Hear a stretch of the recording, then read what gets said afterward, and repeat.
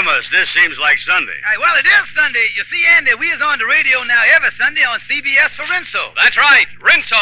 New Rinso with Solium, the scientific sunlight ingredient, brings you the Amos and Andy Show.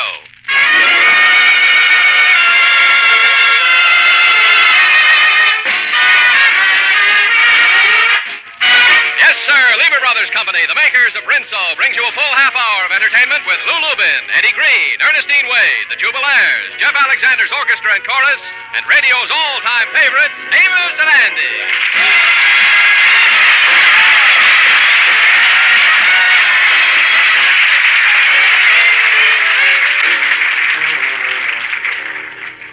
Last Friday, the Kingfish and his wife Sapphire went to New Jersey to spend the weekend with Sapphire's mother. They returned by bus a few minutes ago, and right now they're entering their apartment. Well, I'm sure glad that weekend is over. Some of them meals your mama whipped up was really hard to take. George, I don't know what you're talking about. That roast chicken she served tonight was delicious. Listen, your mama claimed that was chicken, but it wasn't. It was so chicken. Well, why did she hold the ears when she carved it then? That's what I was. While we're on the subject of the dinner table, you embarrassed me to death with your manners. For instance, after dinner when they passed the taffy. Taffy? Well, what do you mean? George, if one doesn't like taffy, one throws it away. One doesn't put it in one's handkerchief. One does if one's bridge work is caught in it, I'll tell you that.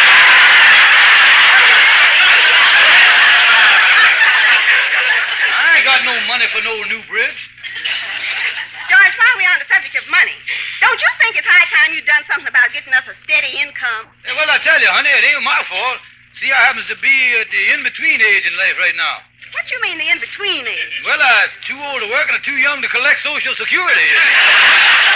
They got me trapped right in the middle there. George, that's ridiculous. And don't say there ain't no opportunities for a man your age. Why, when we got off the bus a few minutes ago, I seen a little stove for rent right next to the bus terminal. The sign say the rent was $50 a month. Yeah, well, what about it? I was thinking some smart fella could get hold of that and turn it into a place to check baggage. At least 20 buses a day comes in there. Yeah, but who got $50 for the first month's rent? That's the main thing. Well, who knows? Some loan company might lend it to you. Loan company? No, honey, forget the thing. That's your trouble, George. You never take my advice. Don't you realize that behind every successful man there's a woman that gives him his inspiration? It's the woman who makes the man what he is. Well, if that's the case, you ought to be ashamed of yourself for doing such a sloppy job on me.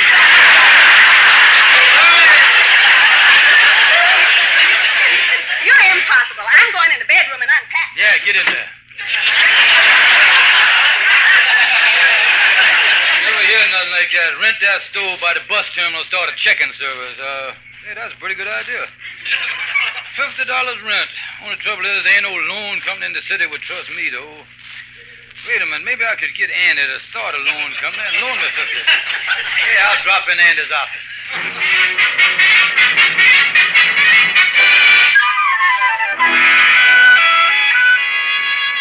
Pardon me, mister, but if I could, it's you, Brother Andy.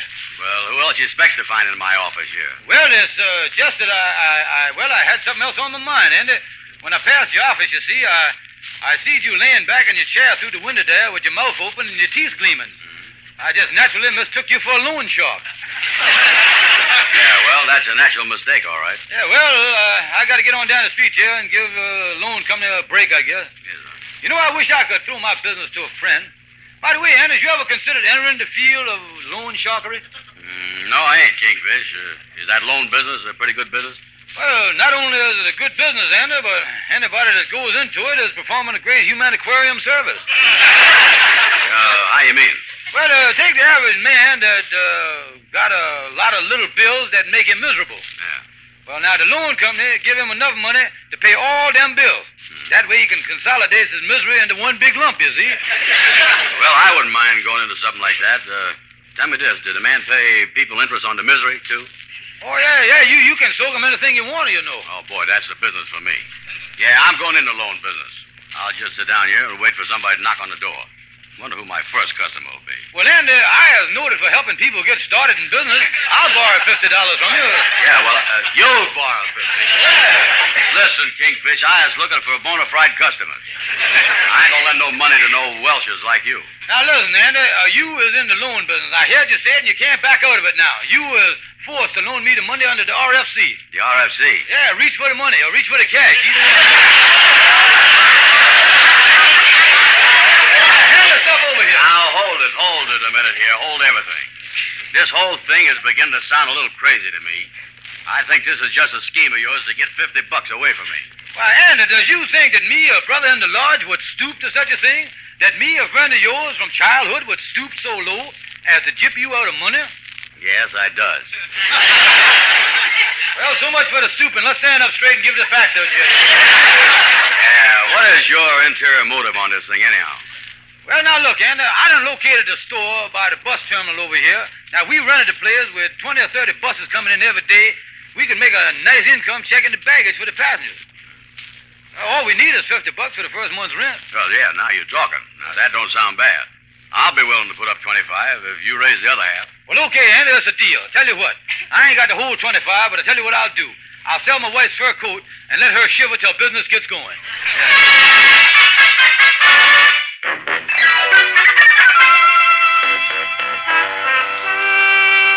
Well, Andy, old partner dear, for the last 3 days, business hasn't been good in this checking stand, ain't it, boy? Oh, yeah, we really got something here, Kingfish. Say, it's 12 o'clock, you know it. I gotta get lunch. And I'm gonna stop by the knit shop, too. They is learning me how to knit a sweater for Amos and Ruby's new baby. Oh, yeah, good. Yeah, well, I'll be back in an hour or so, and then you can go out. Okay, brother Andy. See you later, Kingfish. So long. Yo, we sure got a lot of suitcases and bags in here. Oh, excuse me. I'd like to get my suitcase. Certainly, miss. Got your check? No, I seem to have lost it. But I can see my suitcase right on the shelf there under number 98. It's that alligator one. 98, huh? Well, we ain't supposed to give her no bag without a check. Oh, well, what am I going to do? I can't find it, and I'm in an awful hurry, and all my things are in the bag. Yeah, well, I guess it'll be all right then. I'll get you, yeah, them things happen. There you is, miss. Oh, thank you so much.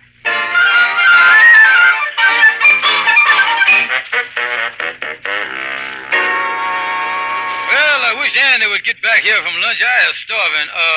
Excuse me, I didn't see you. Yes, sir, what can I help you? Yes, I'd like to get my suitcase. Here's my check. Oh, yes, sir, coming right up. Let's see your number here. 98. 98,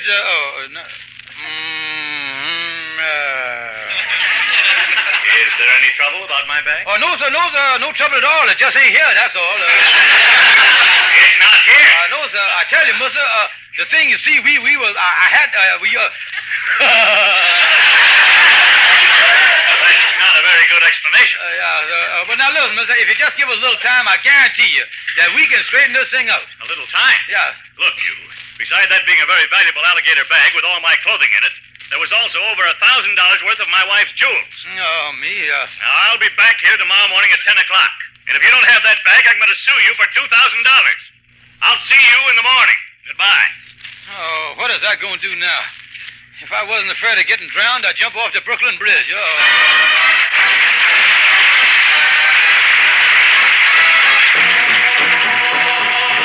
This is the tale about a mule called Sal, pulling a barge down the Erie Canal. So go long, mule. Get up there! Get up! Get up there!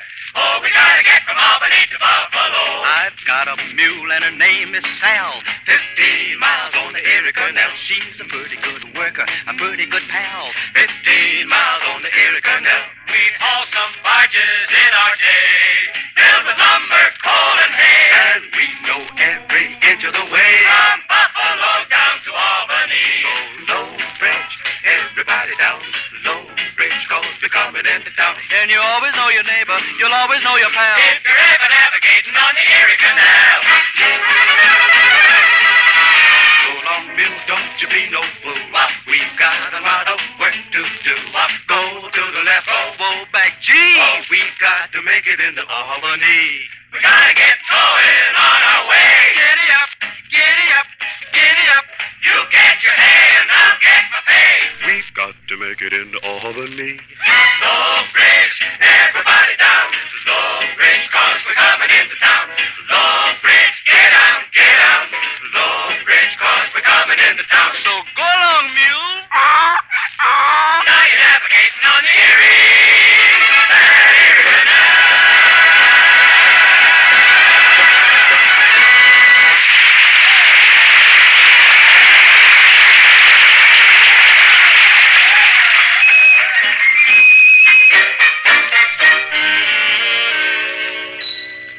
this is John Lake.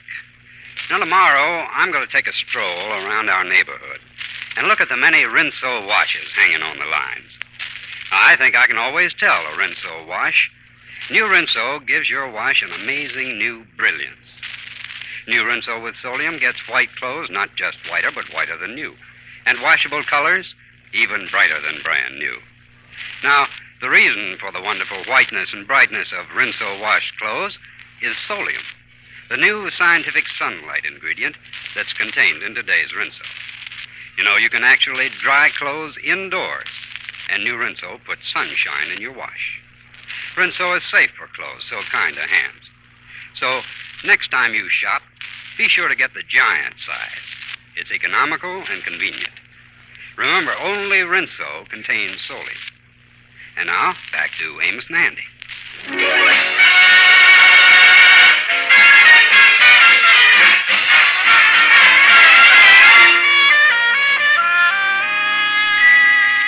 Stonewall, I gotta see you right away. Well, hi, Kingfisher. Sit down there. Look here, some gal in a red dress come into the checking stand that me and Annie was running and stole a suitcase with $1,000 worth of jewelry in it. And I don't know what to do. Gal, huh? Yeah, female can always give you trouble. Only yesterday, I had to serve a summons on a chorus gal. A chorus gal, huh? Yeah, a client of mine was suing this girl, and I had to go up to her place and serve her with the papers. No, I see. And when she opened the door and I first tried to hand her the summons, she tried to make eyes at me. But I told her she couldn't get nowhere with them kind of tactics. No, then she got me to sit on the sofa. Then she held my hand, and then she put her arm around me. She started kissing me. And she kissed me some more, she said. Then she kissed me some more.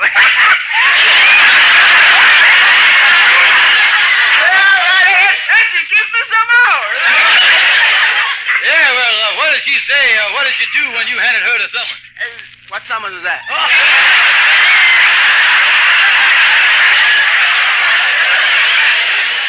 Now, look here, Stonewall, about this suitcase. The fella that really owns it is going to sue me. Well, tell me, Kingfish, what do your partner Andy think about all this? Well, Andy was out to lunch when the whole thing happened. Uh-huh. Now, I think we got something. What's that? The thing to do, Kingfish, is to palm the whole checking business off on Andy, see? Tell him you're leaving town. Oh, tell him you've been drafted to fill a political job in Washington. Yeah, I'll tell him that I've been drafted for one of them diplomatic service things or something like that. Stonewall, that's a great piece of advice you done give me there. You has really got what it takes. Oh, man, yeah.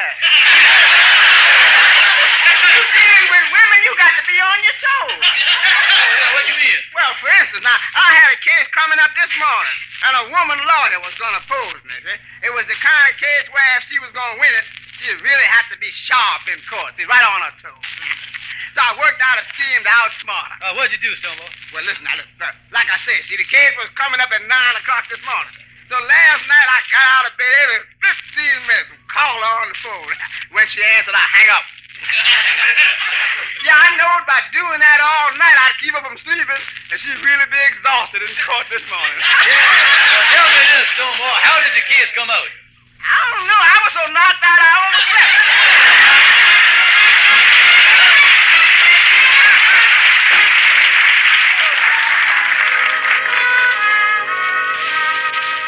Say, Kingfish, I was just over to our checking stand at the bus depot, and Lightning's, he was there, and he say that you told him to take charge.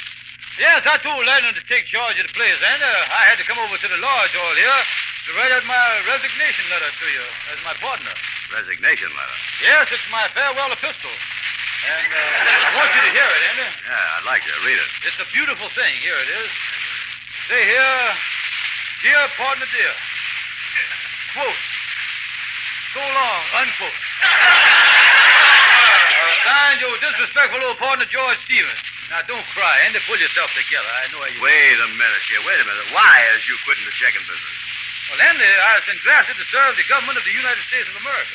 You mean to say that they're taking old goats like you in the Army? I've been drafted to serve as a diplomat with the State Department. You see, there's been a big shake-up since Secretary Marshall resigned. Oh. And you mean to say that you has got a job with the State Department? Yeah, it ain't a big job, Andy. I was going to be under demand as under the Undersecretary of State, you see. Well, that's really a pileup you was under there. I just hope I can breathe when I get under there, that's all. But, Kingfish, listen, me and you is in the bag-checking business. You can't walk out on it now. Yeah, well, I got no choice, Andy. Matter of fact, I've been ordered to report for my physical. Wait a minute, how come you got to take a physical to be in the State Department? Well, you see, Andy, every night you have to go out with a different foreign diplomat and stuff yourself with all kind of foreign food. Crepe Suzette, enchiladas, smorgasbord. You know, that stuff really punch holes in your stomach, that combination. Yeah, I guess it would, all right. Certainly it would. Why do you think Truman pitched Atchison to Secretary of State? Because he got a strong foreign policy and a non-acid stomach, that's why. So you're going to give up the suitcase checking business and join the State Department, huh? Yes, and I report to the diplomatic boot camp tomorrow morning. By the way, you might come down to my graduation next month, and it's really an impressive ceremony. Yeah, I guess that's a big day, all right. Oh, yeah, all the students lined up in front of the State Department. And as the band plays the Star Spangled Banner, they present you with your striped pants. How do they do that? Well, it's just like getting a Congressional Medal of Honor. President Truman pins your pants on you, see. It's Oh, beautiful thought, beautiful. Well, I guess I'll have to stay back here and carry on the checking business by myself. Yeah, that's right.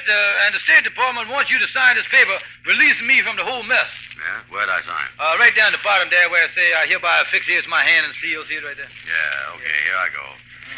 Andrew H. Brown. There he is, Kingfish.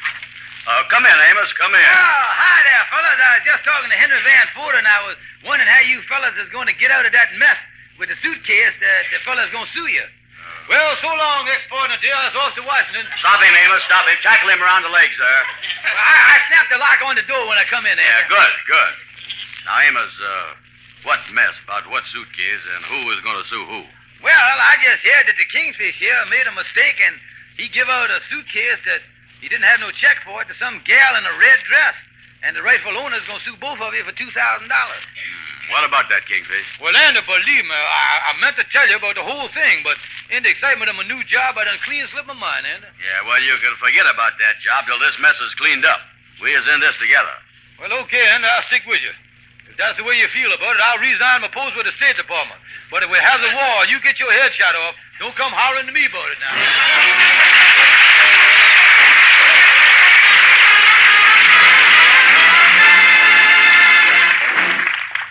And now, let's hear about the most glamorous, exciting contest you ever heard of. First prize, a trip around the world for two, all travel expenses paid, or $10,000 cash. Think of it, all the wonderful far-off places you ever dreamed of in a travel cruise you will never forget. Paris, London, Cairo, Honolulu. That's the first prize. There are 15 second prizes, too, each a round trip to Europe, and 400 third prizes, all cash. Enter this terrific new Lever contest right away.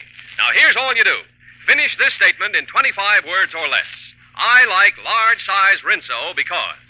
Send each entry with a box top from the large-size Rinso to Lever Tour the World Contest, Box 1, New York 8, New York. That's Box 1, New York 8. Only residents of continental United States, Alaska, and Hawaii are eligible. Follow the complete rules on the entry blank you get at your store. You, yes, you can win a luxurious, exciting, all-expense trip for two people around the world. And now, back to Amos and Andy.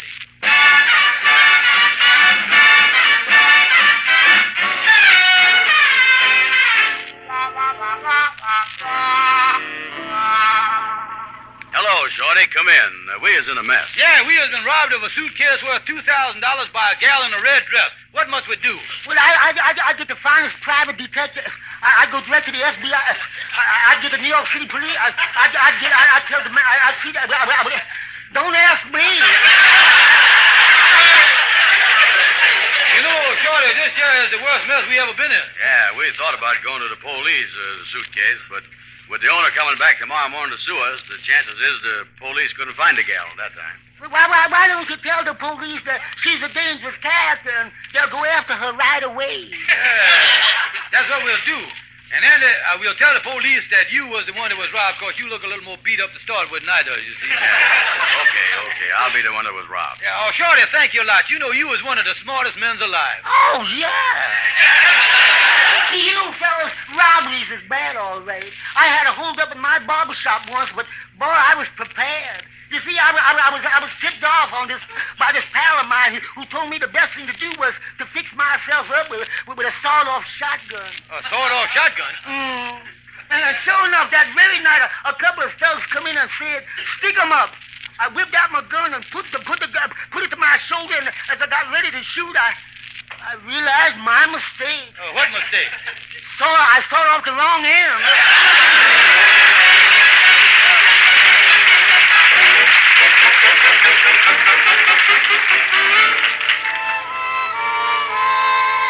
Come on, Andy.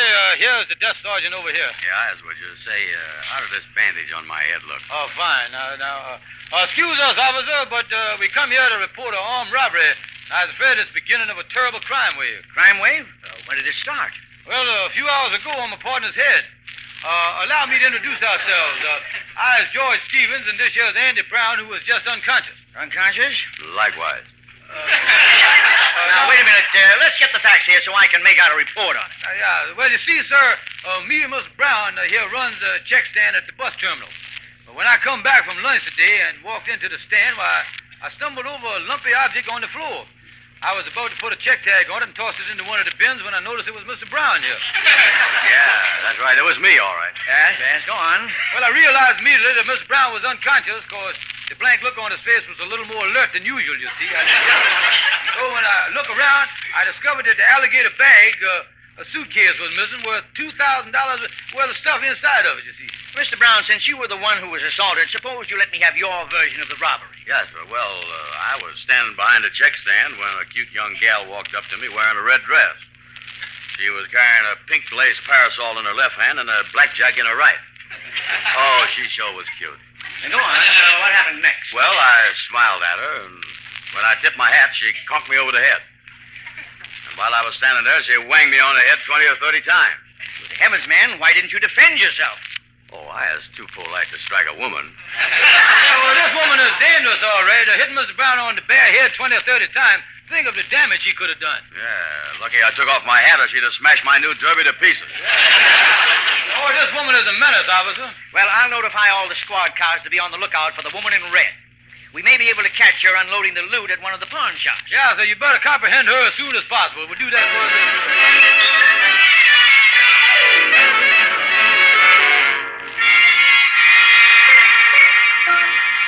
And ain't that wonderful? The police done picked up the gal last night. Yeah, they really worked fast.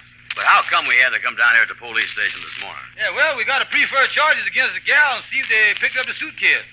Andy, wait a minute. Here comes the sergeant now. Come on, boys. We've got the girl in the cell down the hall here. Yeah, we want to speak to her, all right. We really got some fast action on this, didn't we? Oh, yeah. And I want to give this gal a piece of my mind, too. Yeah, there she is. You can talk to her. I'll go and draw up the charges against her. Well, miss, serves you right to be in jail. Oh, please don't be angry with me. I'm so sorry for what I've done. That sweet talk and that pretty face ain't gonna help you none. Well, Andy, what is you gonna say to this hardened criminal? Hello.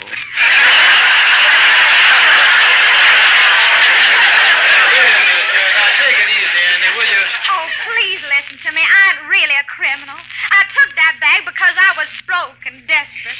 I thought I could sell it and get my fare to my home in Georgia. You don't know what it is to be hungry and alone in a big city. I didn't even get a chance to open the suitcase. I was taking it to the pawn shop when they picked me up. Oh, you didn't open it? Oh, that's wonderful. You didn't know, but in addition to everything else, there was over $1,000 worth of jewelry in that bag. Oh, my. Say, officer. Yeah? Where's the suitcase now? Well, I knew you boys were anxious about it, so after we checked the contents to make sure the jewelry was still there, I had one of our men take it over to your checking stand about an hour ago. Oh, say, and I was just thinking, that fella's coming back for his suitcase at 10 o'clock this morning. We better make sure that he gets it before he starts sooner. Yeah, Say, officer, can we use your phone here right quick? Yeah, go right ahead. Yeah, That's a good idea, Kingfish. You know, I told Lightning to take care of the stand. So well, if Lightning, wait a minute. Hello, Lightning? Listen, about that bag the policeman brought in. Oh, you got it, huh? Good. When I look here, the owner will call for it around 10 o'clock, so it's all right to hand it over. Okay, goodbye, Lightning. Well, what about these charges against this girl?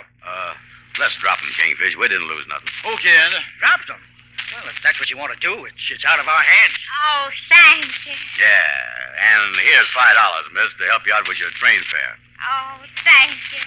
You're the sweetest man I ever met. Ha, ha, ha. I is? Oh, come on, Tyrone. We ain't got time for all this stuff here. We ain't had no breakfast. Let's go over to the lunchroom, get something to eat, and go back to the stand.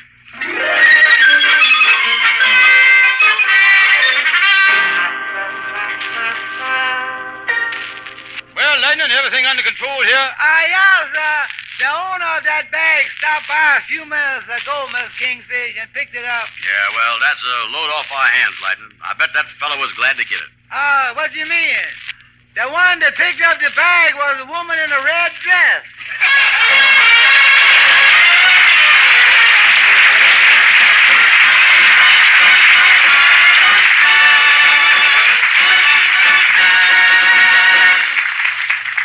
Amos, you hear all that business about going around the world in a large-sized box of Rinso? Yeah, but that ain't exactly it, Andy. The winner of Lever's sensational new contest, Andy, will win a trip around the world for $2,000 or $10,000 in cash.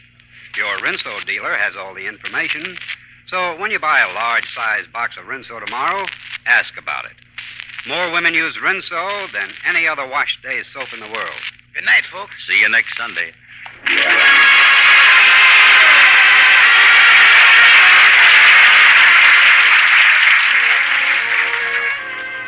Join the March of Dimes. Infantile paralysis knows no mercy. Infantile paralysis must be stopped, but it can't be stopped without your help. Send all the dimes and dollars you can spare to your local March of Dimes headquarters. Join the March of Dimes. Be sure to be with us next Sunday at the same time when Lever Brothers Company, the makers of New Rinso with Solium, will again present the Amos and Andy Show. Until then, good night to all of you from all of us.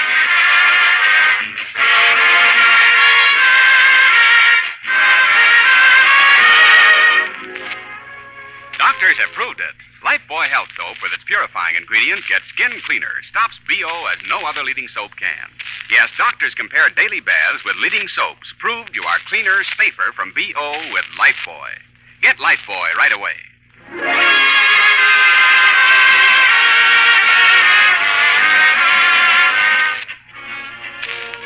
The February issue of Reader's Digest contains a fine story about Amos and Andy. It's on the newsstands this week. Be sure and listen to the Amos and Andy Show at this same time next Sunday. Stay tuned in now for the adventures of Sam Spade, which follows immediately over many of these stations.